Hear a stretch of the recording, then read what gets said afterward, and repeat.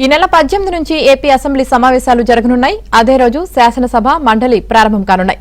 సమావేశాల agenda, assembly ఎన్ని రోజులు నిర్వహించాలనే అంశంపై బీఎస్సీలో నిర్ణయం తీసుకుంటారు.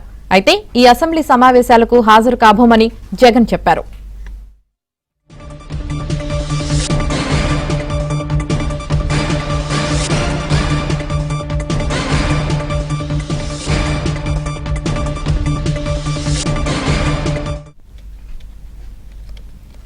ఈ నెల 18 నుంచి ఏపీ అసెంబ్లీ సమావేశాలు జరగనున్నాయి. అదే రోజు శాసనసభ మండలి ప్రారంభం కానున్నాయి.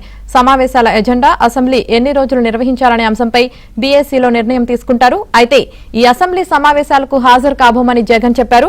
ఇక ఇదే అంశానికి సంబంధించి పూర్తి సమాచారం ఓవరాల్ గా మా ఏపీ బ్యూరో చీఫ్ రామారావు అందిస్తారు. రామారావు. యామిని, ఈ నెల 18వ తేదీ నుంచి ఏపీ అసెంబ్లీ సమావేశాలు ప్రారంభం కాబోతున్నాయి.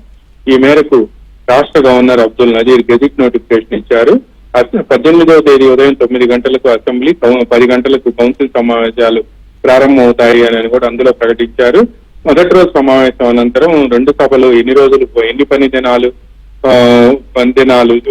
పనిచేయాలి, అదేవిధంగా సమావేశాల్లో పెట్టబోయే ఎజెండాకు సంబంధించి బిజినెస్ అడ్వైజరీ కమిటీ సమావేశాల్లో ఒక నిర్ణయం తీసుకోనున్నారు.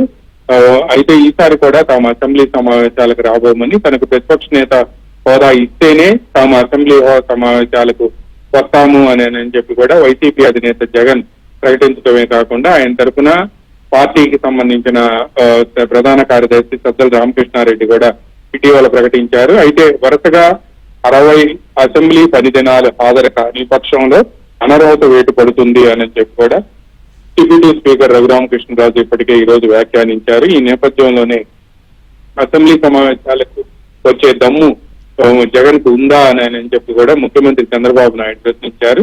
ఇదే సమయంలో ప్రతిపక్ష నేత హోదా ఇచ్చే దమ్ముందా మీకు అని కూడా వైసీపీ ప్రశ్నించింది. ఇటువంటి అసెంబ్లీ సమావేశాలకు ముందే ఇంత పొలిటికల్ హీట్ పెరిగిన నేపథ్యంలో ఈసారి ఈ నెల 18వ తేదీ నుంచి ప్రారంభమయ్యే అసెంబ్లీ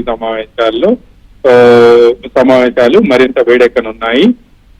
18వ తేదీన అసెంబ్లీ సమావేశాలకు సంబంధించి ఈ రోజు కొద్దిసేపటి క్రితమే రాష్ట్ర governor Abdul Nazeer gazette notification జారీ చేశారు. యామిని.